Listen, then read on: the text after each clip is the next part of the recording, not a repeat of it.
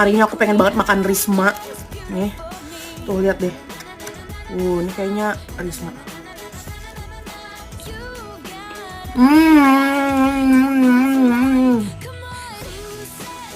Wah,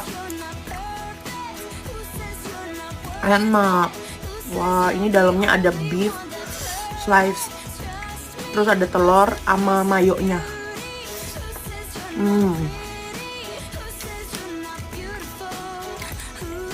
Tapi kulit bagian bawahnya kayak ketebelan gitu sih.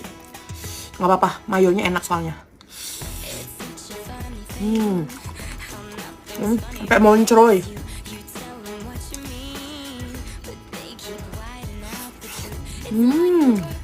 Tuh, kayak telurnya.